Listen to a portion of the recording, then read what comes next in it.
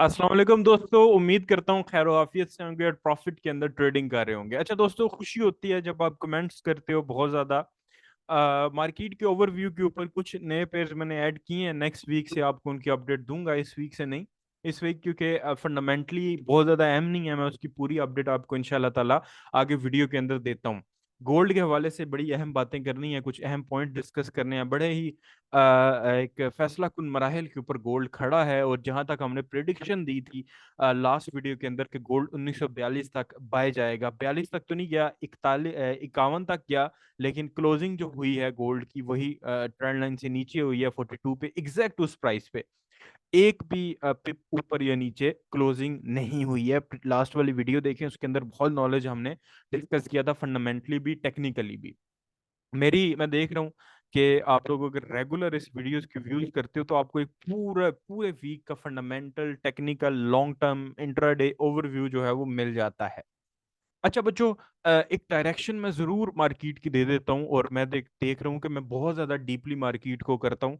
आप लोग appreciate comments में किया करें, ताकि क्योंकि मुझे अब मजा आना शुरू हो गया आप लोगों के कमेंट्स पढ़ के, क्योंकि वाहिद यूट्यूब है जिसके कमेंट्स मैं खुद पढ़ता हूँ और खुद रिस्पॉन्ड भी करता हूँ। काफी लोगों को मैं रिस्पॉन्ड करता हूँ, खास करके एनालिसिस वाली वीडियोस के ऊपर। लास्ट टाइम जीबीबी जेपीवाई वालों को भी रिस्पॉन्ड किया। तो कुछ पेयर्स मैंने ऐड किए हैं इंशाल्लाह ताला, जीबीबी यूएसटी भी ऐड किया है, जेपीवाई तो ऑलरेडी ऐड है, गोल्ड ऐड है। कोई और पेयर भी जो आपको लगता हो, तो जिसकी ज्यादा रिक्वेस्ट होंगी जिस पेयर की, मैं इंशाल्लाह वो जरूर ऐड करूंगा। अच्छा जी, फंडामेंटली पूरा वीक मैंने पढ़ा है, काफ़ी देर से मैं फंडामेंटल एनालिसिस को पढ़ रहा हूँ। Monday as it is news हैं, लेकिन कोई भी बड़ी न्यूज़ नहीं है। और बैंक हॉलीडे है यूएसटी की, तो हमें यूएसटी वाले पेयर्स के ऊपर इतनी कोई बड़ी मूवमेंट, ये समझ लें कि वो मंडे जो है वो बहुत बड़ा कोई लिक्विडिटी वाला दिन जो है वो नज़र नहीं आने वाला। हाँ, डॉलर वाले पेयर जो क्रॉस पेयर हैं उनके ऊपर मूव जो है वो चलता रहेगा। अमूमन ये होता है कि जब मेजर पेयर्स के अंदर मूव नहीं होता, तो क्रॉस पेयर्स भी इतने ज्यादा मूव ऑन नहीं कर रहे होते। सितंबर 5 को आ जाएं, यानी ट्यूसडे को आ जाएं, तो ऑस्ट्रेलियन डॉलर की कैश रेट और आरबीआई रेट स्टेटमेंट है। और कैश रेट व जो शरह सूद है, इसके अंदर कोई भी चेंजेस नहीं किए जा रहे। अच्छा, इस ना चेंजेस करने की वजह से इसका कोई बहुत बड़ा इम्पैक्ट मार्केट में नहीं होगा। लास्ट टाइम पे भी इन्होंने फरकॉस दी थी कि चेंजेस होंगे, लेकिन नहीं हुए। उससे पिछले भी थी कि चेंजेस नहीं होंगे, यानी 2 हफ्ते जो महीने गुजरे हैं उनमें इन्होंने इंटरेस्ट रेट के अंदर कोई भी कॉम्प्रोमाइज़ नहीं किया। जून के अंदर आप देख रहे हैं कि इन्होंने इंटरेस्ट रेट बढ़ाया था, मई के अंदर भी बढ़ाया था। और मेरे ख्याल में काफ़ी है, ये जो बाहर के मालिक हैं ये इतना इंटरेस्ट रेट नहीं बढ़ाते, क्योंकि करेंसीज ऑलरेडी इनकी स्ट्रांग होती है, तो इतना बड़ा कोई इम्पैक्ट ऑस्ट्रेलियन डॉलर के ऊपर नहीं होगा। और आरबीआई स्टेटमेंट तो डेफिनेटली जब आएगी, या इन्होंने यही कहना है कि इंटरेस्ट रेट नहीं बढ़ा रहे फलां फलां स्टेटमेंट के अंदर, और क्या इसके अंदर हो सकता है। उसके बाद यूरो के अंदर और पाउंड के पेयर्स के अंदर काफ़ी अच्छी मूवमेंट जो है वो ट्यूसडे को रहेगी, क्योंकि पूरा दिन जो है वो 12 बजे के बाद आप ये देख लें। यूरो की न्यूज़ हैं, लो इम्पैक्ट है, आई नो, मीडियम, बिल्कुल लो इम्पैक्ट न्यूज़ हैं, मीडियम भी नहीं है। येलो कलर वाली न्यूज़ जो है वो हम लो इम्पैक्ट न्यूज़ करते हैं, लेकिन ये न्यूज़ जो है ना, मार्केट में जो मूवमेंट है वो चलती रहती है, रुकती नहीं है मार्केट। ठीक है, मार्केट रुकती नहीं है। अच्छा, उसके बाद वेडनेसडे पे आए तो जीडीपी की क्वार्टर रिपोर्ट है, और इतनी कोई अच्छी रिपोर्ट नहीं है, पॉजिटिव रिपोर्ट है, बुलिश न्यूज़ है, लेकिन इतना बड़ा कोई इम्पैक्ट क्रिएट नहीं करेगी। फिर बैंक ऑफ कनाडा की रेट स्टेटमेंट है, जिसके अंदर ओवरनाइट रेट के अंदर जो है वो किसी भी किस्म की चेंजेस नहीं किए जा रहे। लास्ट टाइम चेंजेस हुए थे सीएडी के अंदर, और आई डोंट थिंक सो कि इस महीने कोई इतने बड़े चेंजेस होंगे, क्योंकि लास्ट रिसेंटली हुए हैं।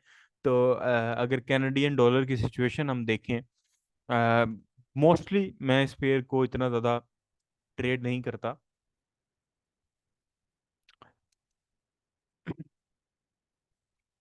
अच्छा, कोई भी हम इसके जो कैनेडियन डॉलर वाला पेयर है, जैसे ये भी तकरीबन बाय जा रहा है, तो मेरे ख्याल में इंटरेस्ट रेट कैनेडियन डॉलर को बढ़ाने की आई डोंट थिंक सो को ख़ास जो है वो ज़रूरत है, ऐसा फील होता है। तो आई थिंक इतना बड़ा कोई इम्पैक्ट मार्केट के ऊपर क्रिएट नहीं होगा।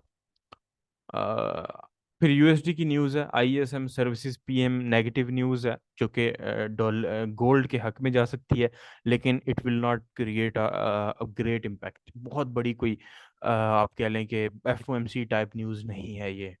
मैं इसलिए कह रहा था बोर है, लेकिन सुन लो, सारी खबरें सुन लो। वैसे तो पिछला हफ्ता तो काफी मजे का था, क्योंकि फंडामेंटल न्यूज़ थी, हालांकि कुछ कंफ्यूजन वाली भी थी। एनएफपी तो कंफर्म थी, नेगेटिव डाटा था, मैंने आपको बता दिया था कि डाटा बड़ा माड़ा है।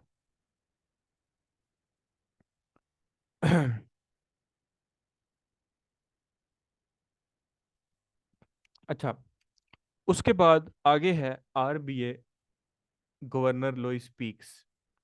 और इसका डाटा डेफिनेटली नहीं होगा, क्योंकि ये स्पीच है, तो इसमें तो डाटा उसी वक्त आएगा, और इसका भी इम्पैक्ट मार्केट पे रहेगा, मूवमेंट अच्छी रहेगी, डायरेक्शन कंफर्म नहीं है इसकी। अब आते हैं अनएम्प्लॉयमेंट क्लेम्स की। ये न्यूज़ का डाटा कंसिस्टेंट गलत आ रहा है, जो फॉरकास्ट होती है उसके अकॉर्डिंग ये डाटा नहीं आता।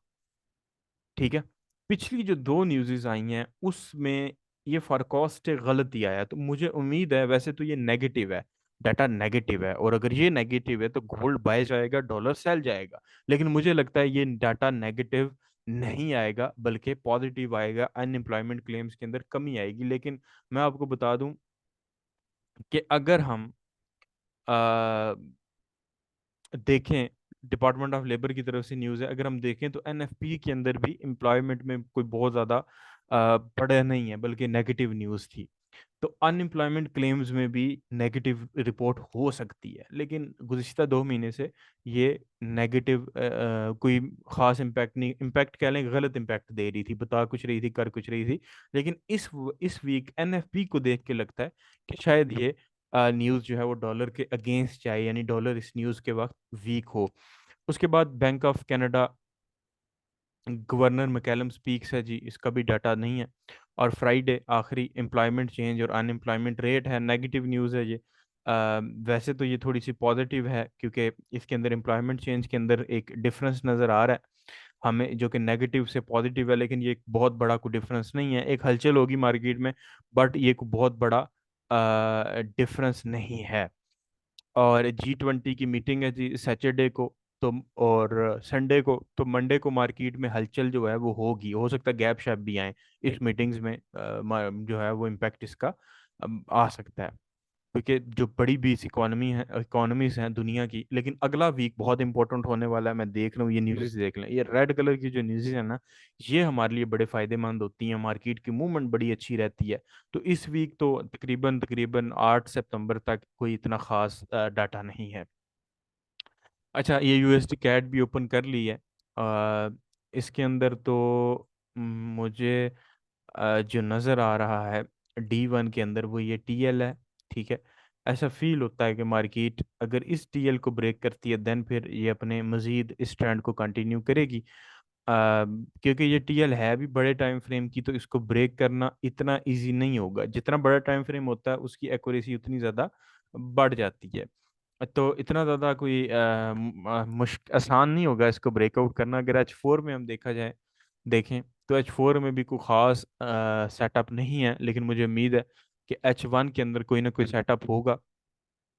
तो H1 के अंदर यहाँ पे हमारे पास जो है वो सप्लाई मौजूद है, ऊपर ऊपर की साइड के ऊपर। तो ठीक है, D1 के साथ जो है वो जाना चाहिए। अगर हमें D1 के ऊपर एविडेंस मिलता है, ये एक सप्लाई का स्ट्रक्चर मौजूद है, जिसको मार्केट ने भी टच नहीं किया, लेकिन सप्लाई एंड डिमांड में ये खामी होती है कि मोस्टली मार्केट टच नहीं करती है। हम अगर विक टू विक भी मार्क कर लें, तो आई डोंट थिंक सो कि मार्केट ने टच किया है। लेकिन अगर टच करती भी है मार्केट, तो ये D1 के हक में जाएगा। तो हमें D1 का वेट करना चाहिए कि D1 क्या कह रहा है। अभी अपने मेन पेयर्स के ऊपर मैं इसके ऊपर गोल्ड के ऊपर काफ़ी बहस करना चाहूँगा, क्योंकि गोल्ड, अगर आप लोगों को मेरे लास्ट टाइम एनालिसिस याद हो, तो एक टीएल हमने ड्रॉ की थी, जो कि कुछ इस तरीके की जो है वो टीएल थी, और एक हमने को टीएल ऊपर भी ड्रॉ जो है वो की थी। अब एक टीएल नीचे एक ऊपर, दोनों साइड्स के ऊपर ट्रेंड लाइन का जो एंगल है हमने सेट कर दिया था। अब इस टीएल को मार्केट फॉलो, और देखिए मार्केट जब भी बाय जाती है ना, वो ऐसे बाय नहीं जाती जैसे आप अपने जहन में रखते हुए डायरेक्ट बाय जाएगी, वो हायर लो हायर हाई, थोड़ा सा जलील करेगी फिर बाय, फिर जलील फिर बाय, इस तरह। अब जैसे कि ये देखें, ये थोड़ा सा करेक्शन करने गई, इसको करेक्शन भी बोलते हैं प्राइस सेक्शन के अंदर, और हायर लो जाके बना के, और फिर यहाँ पे फिर हायर लो बना के एक बड़ा स्पाइक मारा। ठीक है, फिर करेक्शन कर रही है, मे भी थोड़ा सा हायर लो बना के एक बड़ा स्पाइक बाय का मारे, लेकिन ये बात कहना कबल वक्त है क्योंकि मार्केट ने अपनी क्लोजिंग दे दी है। तो तमाम पैटर्न्स उस तरह वैलिड नहीं रहते अगर वो जुमे को बनते हैं। तो ये इंट्राडे में हमारे लिए ये जो चैनल है ना, ये बड़ी खुसूसियत रखेगा। याद रखें, अगर किसी भी चीज़ का गोल्ड या किसी के अंदर भी ब्रेकआउट होता है ना, तो एक अच्छी अपॉर्चुनिटी होती है, लेकिन ब्रेकआउट के वक्त मार्केट थोड़ा सा फेक आउट भी करती है। तो ट्रेड ध्यान से एविडेंस देख के लें। और अगर इस चैनल का ब्रेकआउट अपवर्ड होता है तो बायर्स के साथ जाना है, क्योंकि D1 बायर्स के साथ हो जाएगा। ठीक है। और अगर इसका ब्रेकआउट डाउनवर्ड होता है तो सेलर के साथ, क्योंकि ब्रेकआउट अगर इसका डाउनवर्ड हो गया तो D1 सेलर्स के साथ होगा, क्योंकि D1 पे गोल्ड बड़े ही फैसला कुन मराहिल के ऊपर खड़ा है, जो कि लास्ट टाइम भी मैंने डिस्कस की थी, TL आपको बताई थी। तो इंट्राडे के अंदर तो ये बड़ा खूबसूरत चैनल है, जो कि मैं इसके साथ जाना चाहूँगा अगर मार्केट नीचे ब्रेकआउट करती है। लेकिन मार्केट ऐसे बिल्कुल ऐसे ब्रेकआउट नहीं करेगी, वो थोड़ा सा फेक आउट करेगी और थोड़ा इनवैलिड बना के जाना अगर ब्रेकआउट कर दिए जाती वो इसी तरह ही है, नीचे ही है। लेकिन मोस्टली वो थोड़ा सा करेक्शन करती हुई करती, फिर इम्पल्स मूव देती है, फिर करेक्शन मूव देती है, फिर इम्पल्स मूव देती है। तो मार्केट थोड़ा थोड़ा करके जलील करके ही डाउन जाती है। तो इस चीज़ का आप लोगों ने ध्यान रखना है। तो ये H1 का चैनल आप भी मार्क कर सकते हैं। मैं आपको सेटअप इसलिए दे रहा हूँ ताकि आप लोग इस चीज़ों को खुद सीखो। तो सेटअप का ब्रेकआउट बहुत इंपॉर्टेंट होगा इस, क्योंकि चैनल बहुत खूबसूरत है। और डाउनवर्ड ब्रेकआउट एक्सपेक्टेड है मेरे से, लेकिन ब्रेकआउट का फैसला तब होता है जब ब्रेकआउट हो जाता है। अगर मार्केट आप डाउनवर्ड भी देखें ना, तो डाउनवर्ड मार्केट बड़ी जलालत के साथ आती है, अपवर्ड बड़ी तेजी के साथ जाती है। अगर आप इस चैनल की बात करें, ये जो डाउनवर्ड वाला चैनल था, मैं जरा ऊपर ऊपर से आपको दिखा रहा हूँ, निशानदेही कर रहा हूँ, ये वाला बड़ी जलील करके मार्केट नीचे आई है। जब अपवर्ड जाती है तो मार्केट बड़े बड़े स्पाइक्स मार के बड़ी जल्दी जाती है। कल मेरे लास्ट वीक मेरे ख्याल में 31 को हुई है आपकी, तकरीबन 1 सितंबर को फ्राइडे था, और मंडे, तकरीबन तकरीबन बच्चों मंडे को जब मार्केट ओपन हुई है ना, या आप कह लें संडे, तो संडे 1912 पे गोल्ड था जब मैंने प्रिडिक्शन की थी 1942 की। और गोल्ड इस वक्त खड़ा है, अल्लाह आपका भला करे, 1940 के ऊपर अप्रोक्सीमेटली गोल्ड खड़ा है, और 51 तक जो है वो बाय गया था। तो ये चैनल बड़ा ही अहमियत का हामिल है। उसके अलावा D1 की जो TL हमने ड्रॉ की थी, आपको याद हो, ये वाले, ठीक है। इससे ना मार्केट ऊपर चली गई थी, लेकिन कैंडल ने क्लोजिंग इसके ऊपर नहीं दी ना, थोड़ी सी कैंडल ना, थोड़ी सी वीक मामूली सी ना, 51 पे जब गई ना तो लोग थोड़े डर गए थे कि शायद अपवर्ड ब्रेकआउट हो गया। अपवर्ड ब्रेकआउट नहीं हुआ, थोड़ी सी वीक गई है, बल्कि यहाँ पे उसने एक, आप कह लें कि जिसको हम ग्रे स्टोन डोजी कहते हैं, वो भी दिया हुआ है, लेकिन ये एविडेंस वैलिड नहीं है। हम जो मंडे को एविडेंस बनेगा उसको वैलिड समझेंगे, और D1 और H1 को कंबाइंड ट्रेड करेंगे। यानी H1 के इस चैनल का ब्रेकआउट हो और D1 के ऊपर एविडेंस बनेगा, तो हम एक लॉन्ग टर्म ट्रेड भी लेंगे, और इंट्राडे तो H1 के ऊपर जाके लेंगे ही। यानी एक लॉन्ग टर्म डायरेक्शन की भी ट्रेड होती है ना, कि थोड़ा लॉन्ग टर्म में एक ट्रेड पड़ी रहे यार, जैसा ऐसा इन्वेस्टमेंट होता है यार, लॉन्ग टर्म ट्रेड पड़ी रहे, तो मैं बाद में जाकर आराम सुकून से 50 60 60 डॉलर पे 0.01 की लॉट बंद कर दूंगा। इजी है बहुत अगर मार्केट एविडेंस दे देती है। तो अभी इस एविडेंस को वैलिड नहीं मैं समझता, हालांकि बड़ी स्ट्रॉन्ग रिजेक्शन है। मैं मंडे वाले के दिन और ट्यूसडे के दिन D1 के ऊपर एविडेंस देखना चाहूंगा और उसको वैलिड समझूंगा। मे भी मार्केट जो है मंडे वाले दिन थोड़ा सा मजीद बाय चले जाए आपको थोड़ा सा धोखा देने के लिए, और उसके बाद फिर सेल आए। तो इसलिए मैं कह रहा हूँ मंडे ट्यूसडे वाला जो एविडेंस अगर मिलता है तो वो वैलिड है, और ब्रेकआउट को हम ट्रेड करेंगे। ठीक है, H1 वाले ब्रेकआउट को ट्रेड करेंगे, छोटे अकाउंट्स वाले ट्रेडर। और जो लॉन्ग टर्म ट्रेडर्स हैं जिनके पास टाइम नहीं है, वो D1 पे एविडेंस देख के लॉन्ग टर्म सेलिंग की तरफ जाएंगे। लेकिन फॉर एग्जांपल ब्रेकआउट नहीं होता, क्योंकि D1 का भी फैसला H1 के ब्रेकआउट नहीं करना है, होते ही नहीं ब्रेकआउट डाउनवर्ड, ऊपर अप साइड के ऊपर एक तो ऊपर वाले चैनल का ब्रेकआउट हो जाता है, प्लस D1 की इस TL का भी ब्रेकआउट हो जाता है। तो फिर मेरे भाइयों, गोल्ड की डायरेक्शन जो है वो अपवर्ड होगी। फर्स्ट टारगेट जो है वो आपका ये वाला पॉइंट है, तकरीबन 1980 बनता है। सेकंड टारगेट मैं इस वाले एरिया को करार दूंगा, और इस वाले एरिया को, और ये एरिया बनता है 2010 से 2022-23 के दरमियान। और थर्ड टारगेट जो है, अगर मार्केट ये 2 पॉइंट नहीं रोक सकेंगे तो थर्ड टारगेट जो है वो 2070 होगा। तो एविडेंस देख के आराम सुकून से, और अगर मार्केट ने यहाँ पे एविडेंस दे दिया जो कि लग रहा है कि मार्केट ने यहाँ से रिवर्सल पकड़ेगी जाएगी, क्योंकि D1 की TL है, H1 के ऊपर भी चैनल है, वो ब्रेकआउट हो जाता है तो एक डायरेक्शन जरूर मिल जाएगी। और अगर ये ब्रेकआउट होता है तो नेक्स्ट मूवमेंट जो लग रही है वो कम से कम ये लो ब्रेक होता हुआ, तो ये लॉन्ग टर्म में शायद अगले हफ्ते तक भी ये वैलिड रहे यही चीज, क्योंकि पिछले हफ्ते भी ये TL वैलिड थी, इस हफ्ते भी, क्योंकि ये D1 की ट्रेंड लाइन तो महीनों वैलिड रहेगी। तो नेक्स्ट जो डायरेक्शन हो, अगर मार्केट लॉन्ग टर्म में देखा जाए तो ऐसा फील होता है कि 1870-80 कर कर जाएगी मार्केट। और ऐसा इन्वेस्टर्स भी डेफिनेटली टॉप के ऊपर सेलिंग के लिए ऑप्शन ढूंढ रहे होते हैं। लेकिन आप लोगों ने अब फैसला करो, उन मराहल के ऊपर है, अपवर्ड ब्रेकआउट तो बाय, लेकिन बाय थोड़ा करना है टाइटली एसएल के साथ, और सेल करना है लाइटली एसएल के साथ। ये मैं जुमला हमेशा बोलता हूँ। अब जरा मुझे उम्मीद है कि डायरेक्शन मिल गई होगी, तो मैं अब JPY के पेयर के ऊपर चला जाता हूँ। JPY पेयर्स के अंदर जी H1 वाले सेटअप्स नहीं कामयाब हो रहे, क्योंकि D1 के ऊपर रिवर्सल्स नहीं मिल रहे, बड़े TFs के ऊपर ना रिवर्सल्स हमें जो है वो नहीं मिल रहे। तो सेटअप्स जो हैं वो कामयाब उस तरीके से नहीं हो रहे जिस तरीके से हमें एक्सपेक्टेशंस थी, और जिस तरीके से सेटअप जो हैं वो कामयाब होते रहे हैं।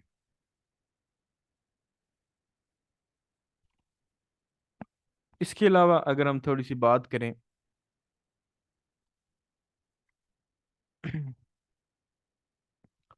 अच्छा जी, इसके अलावा अगर हम थोड़ी सी आगे बात करें इसकी कि अब क्या डायरेक्शन हो सकती है, तो मैं H4 की डायरेक्शन के ऊपर मैं थोड़े बड़े टाइम फ्रेम में आपको लाना चाहूँगा, क्योंकि आई डोंट थिंक सो कि हमें मज़ीद कुछ H1 के अंदर देखना चाहिए, हमें इन बड़े TFs के अंदर जाना चाहिए। यहाँ पे सप्लाई थी, खैर मार्केट ने थोड़ी सी एसल हंटिंग के साथ इसको भी आप कह लें कि रिस्पेक्ट दे ली या नहीं दी, लेकिन थोड़ी सी ज़रूर मार्केट ने ना गड़बड़ ज़रूर की इस एरिया से। लेकिन फिर भी ठीक है, मार्केट ने रिस्पेक्ट दी, डाउन आई, लेकिन मार्केट अभी भी उस तरीके से डाउन नहीं आई, ट्रेंड अभी भी बीरिश कंफर्म नहीं हुआ। तो हमने ये वाली जो TL लगाई है वो इस नीयत से लगाई है कि अगर अभी, क्योंकि मार्केट ने ट्रेंड कंफर्म नहीं किया, ट्रेंड तब कंफर्म हो जाएगा जब लोअर हाई ये बना है और चौथा पॉइंट कंप्लीट हो जाएगा लोअर लो का, यानी मार्केट इस लो को जब तोड़ देगी तो एक लॉन्ग टर्म ट्रेंड जो है वो कंफर्म हो जाएगा, और ये पॉइंट जाके बन रहा है 183-414 पे। मार्केट तकरीबन तकरीबन खड़ी है 183-950 के ऊपर। खैर जब ये गिरता है इसका पता नहीं चलता 950 पे था या 182 के ऊपर है, इसका आइडिया बिल्कुल भी नहीं होता।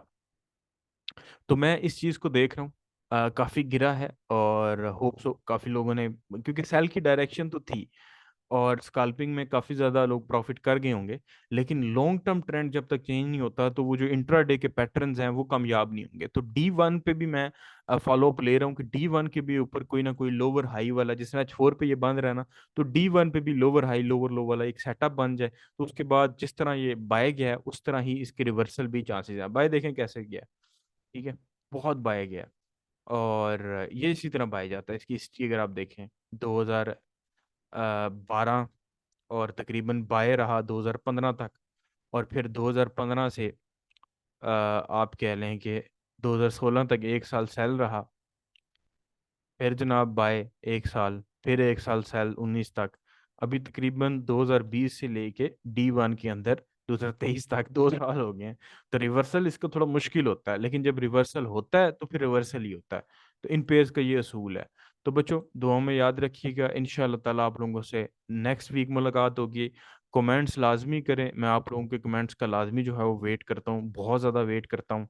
अच्छा जी, मैं एक्सपेक्ट करूंगा कमेंट्स करेंगे, क्योंकि मैंने काफ़ी बड़ा ये तजज़िया दिया है, और मुझे बड़ी खुशी होती है, फॉरेक्स की वीडियोस मैं बड़ी खुशी से बनाता हूँ, लेकिन रिस्पांस नहीं आता, दिल नहीं करता। मैंने आपको बताया मैं यूट्यूबर हूँ नहीं, तो अभी तो काफ़ी अच्छा रिस्पांस आप लोग दे रहे हो, मुझे आप लोगों से शिकवा कोई नहीं है, आप अच्छा चल रहे हो। तो इस चैनल को सब्सक्राइब कर लें, बेल आइकन पे क्लिक कर लें। मैं यूट्यूबर नहीं हूँ, मुझे इन चीज़ों का इतना आइडिया नहीं है, मैं इतना एक्टिव भी नहीं हूँ, लेकिन आप वीकली एनालिसिस में एक्टिव हूँ। अभी हम कुछ और चीज़ भी एक्साइटिंग ला रहे हैं इंशाल्लाह ताला। तो आपसे कनेक्ट रहा करूंगा मैं। दुआ में याद रखें। अल्लाह हाफिज।